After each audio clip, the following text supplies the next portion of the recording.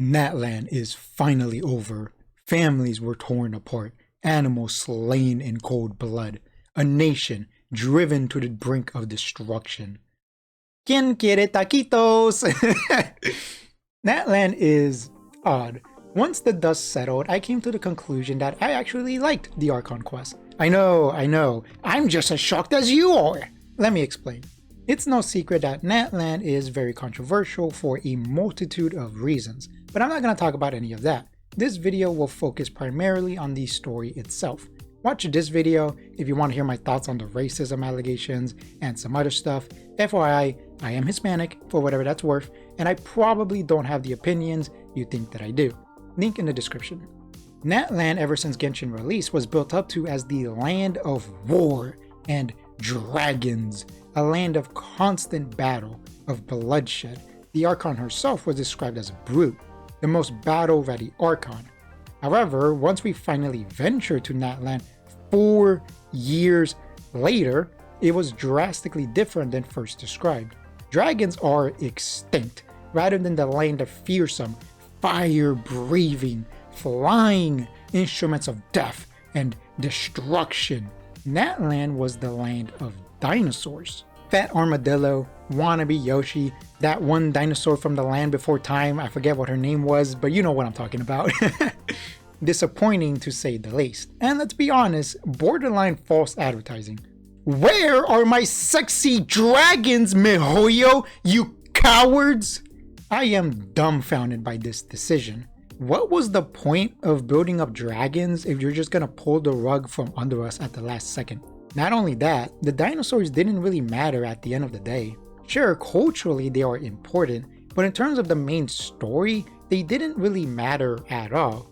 The only real relevance they had was some of them died in the 5.1 war arc to make the player feel sad. But the same effect could have been achieved with normal animals or actual dragons. Watching Spiral be brutally murdered in front of me would have broken my heart. At the end of the day, it's not a big deal. I'm just disappointed because I really like dragons. They're cool. Enough about that, let's talk about the actual story. I fully believe Natlan underwent some major rewrites within the past year. Like I mentioned earlier, the Pyro Archon was first described as a battle-hungry brute, but Mavuika is the complete opposite. Sure, she enjoys fighting, but more than anything, she's a very sweet, loving, and caring individual. And again, the so-called Land of Dragons has a grand total of 0 dragons. A big, fat 0. Nada. Zilch. There's also all of the nonsensical technology with 0 explanation of where it came from. And no, Zelonin building the technology is not a good explanation, because where the hell did she learn to make it? We still don't really know where the technology came from. It's really weird. Watch this video if you want to hear me talk about it more. I don't know what caused the rewrites, but it heavily negatively affected Natlan in my opinion. The oddest thing about Natlan is the bizarre tone shift. And I'm sure many of you as well, expected Natlan to be the most dark, heavy, and mature Archon quest in Genshin. To be clear, I didn't expect Genshin to suddenly become a dark fantasy like Berserk, simply darker in comparison to the rest of the game so far. After all, Natlan is the nation of war, and Genshin isn't afraid to have dark moments, so it made sense. But rather than that, Natlan more often than not was the complete opposite, feeling more like a Saturday morning cartoon or a shonen battle anime. We quite literally had to use the power of friendship on 2 separate occasions. Once to power up Mavuika to end the Abyss invasion in 5.1, then again to defeat the big, bad Abyss boss at the end of the Archon quest. The characters would constantly talk about how good of friends they are, about how important friendships are, and how they would do anything to help out a friend. Best friend this, best friend that. What makes this so odd is that Genshin has never had this type of writing before. Sure, Genshin has always been lighthearted, but never to this extreme. Is this a problem? Well, yes and no. Yes, because Natlan is a very jarring tone shift from the rest of the game. The constant talk of friendship is weird and off-putting because it feels so unnatural for the characters to behave like this. It's not a massive problem, but it is noticeable. No, because there is nothing inherently wrong with the writing. Sure, it's different, but the quality of writing and voice acting is on par with Sumeru and Fontaine. And to be clear, I'm not saying Natlan is better than Sumeru or Fontaine. I still think Fontaine is the best Archon quest in the entire game. Hopefully Snezhnaya will be better, but honestly I'm not holding my breath. And that's not to say the entirety of Natlan was a rejected episode of My Little Pony. We had a massive invasion in 5.1 that ended with the confirmed deaths of 2,000 humans and animals. And this entire sequence was handled with the weight and respect it deserved. There were no silly goofs and gags to lighten the mood. No, living beings were killed and the player had to accept that no matter how hard they tried, they couldn't save everyone. War always has a cost. Honestly, I think the Abyss invasion was one of the best story sequences in the entirety of Genshin. It's not without fault. For example, the hot air balloons are so goddamn slow, but they're mostly nitpicks. And finally, after 4 years, the Abyss finally felt like an actual, real threat. Because let's be honest, the Abyss never felt like a credible threat at any point in the past 4 years.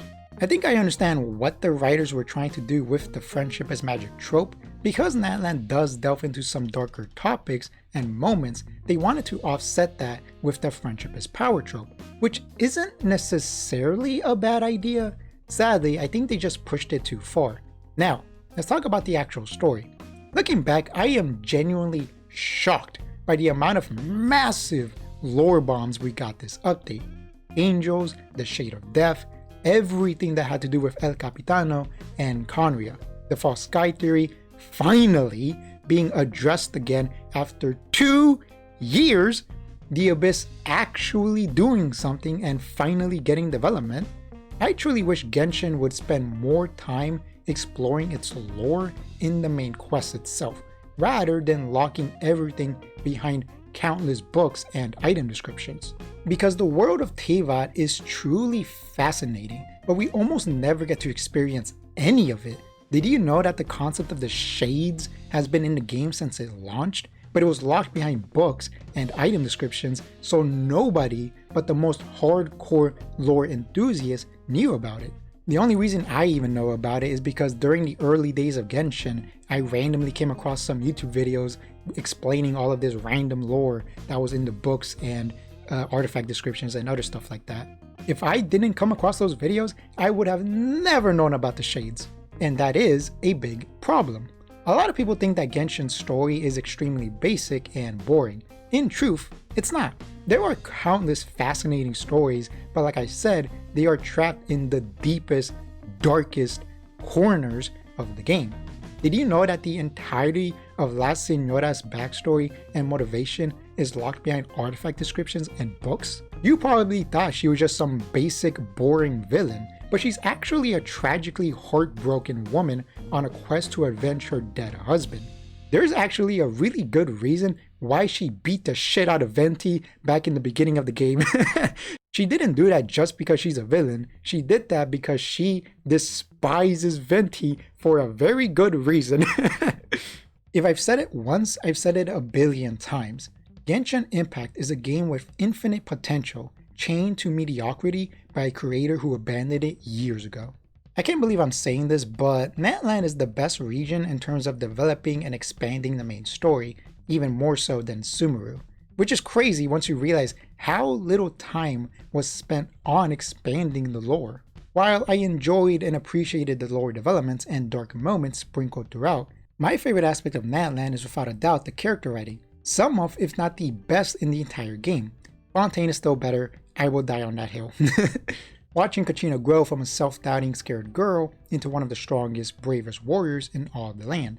Mualani being a constant ray of sunshine and happiness, doing everything in her power to help her friends. Auroron's journey to pay back the kindness he was shown his entire life.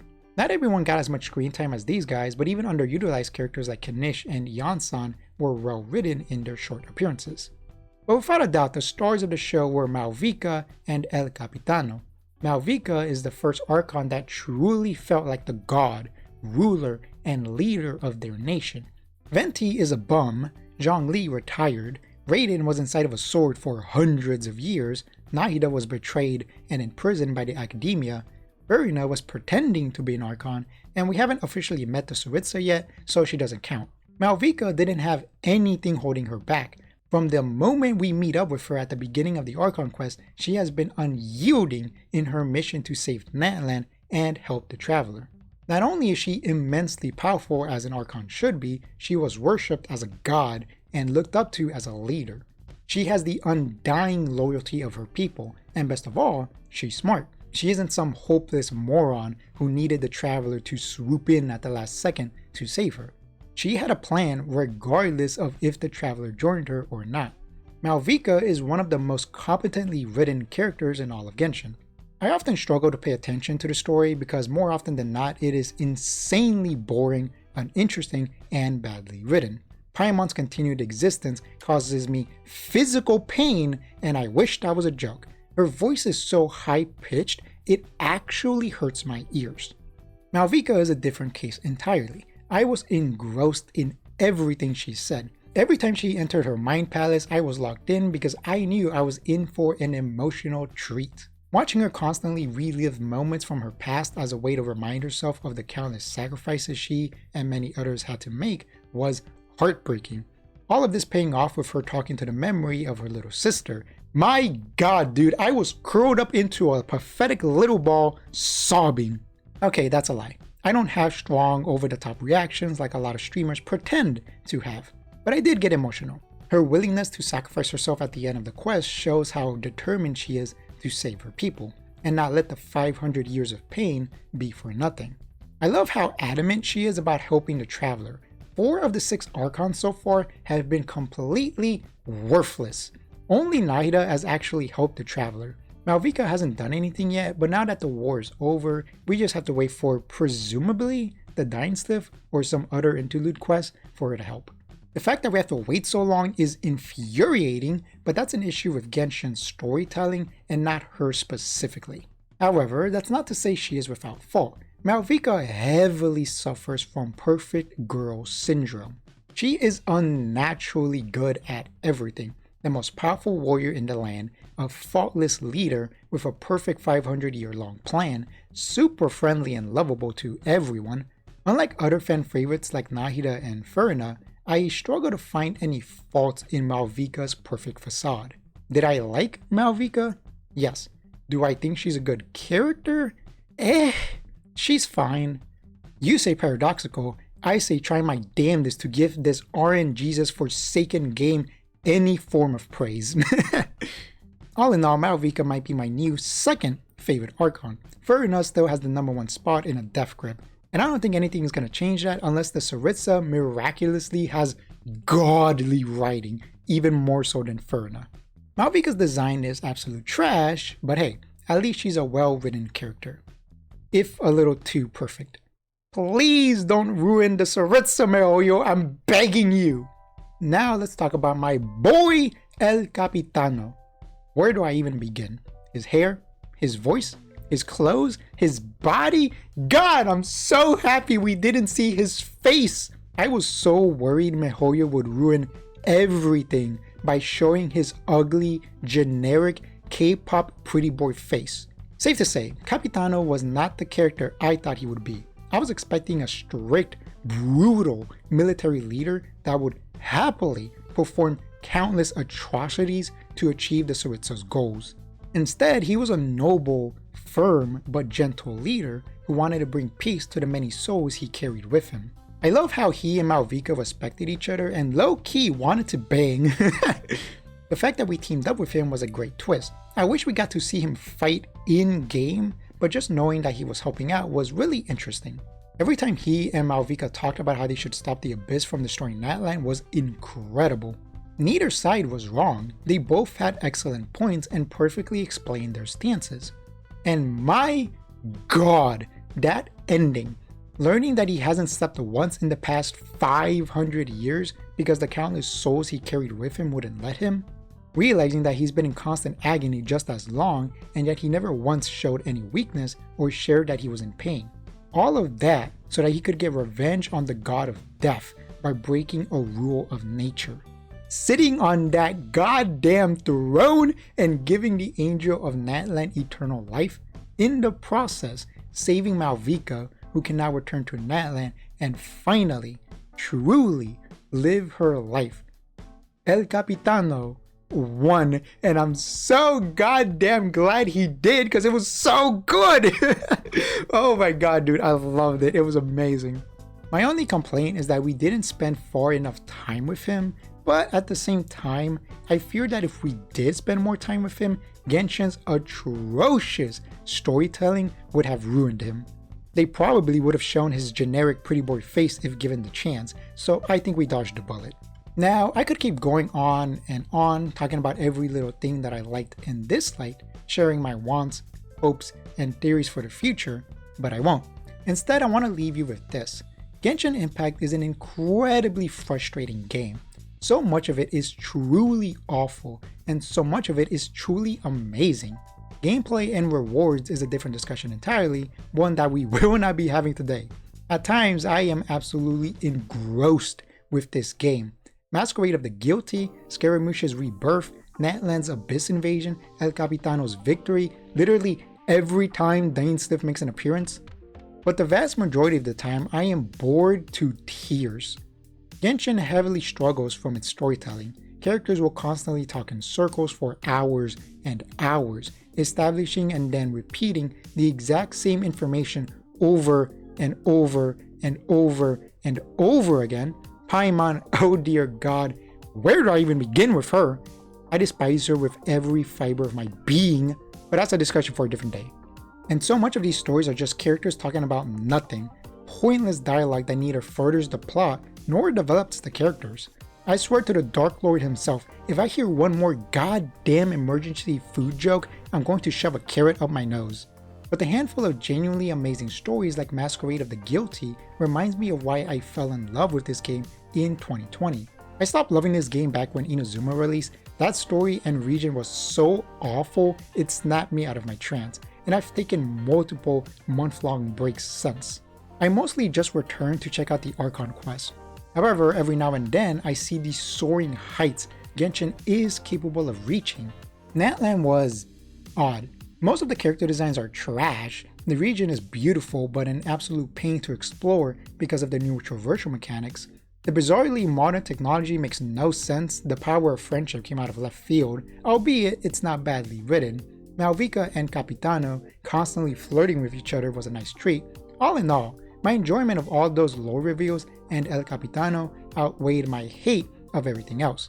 I like Natlan. By no means did it fix Genshin. As a whole, this game is still a dumpster fire of infinitely missed potential, but the spark is still there. Genshin can be saved if MiHoYo would just take their heads out of their asses, swallow their pride, and fix it. Now that Natlan is over, I have lost all interest in Genshin until Zenless and more importantly, Snezhnaya releases. Why? Simple. The game sucks and the story is entering filler mode.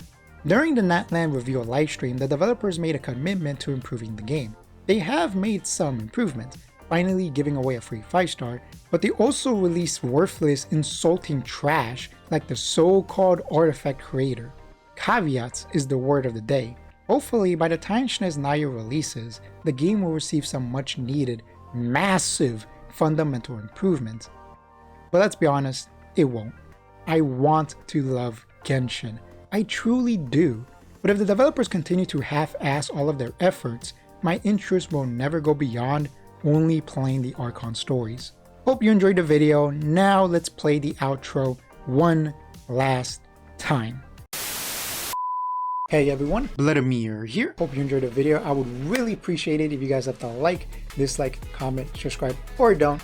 It's up to you. And if you somehow aren't sick of my voice yet, then feel free to watch one of my other videos. Just press on one of the videos on the screen. Either way, thank you so much for watching, and I will see you guys later. Bye-bye.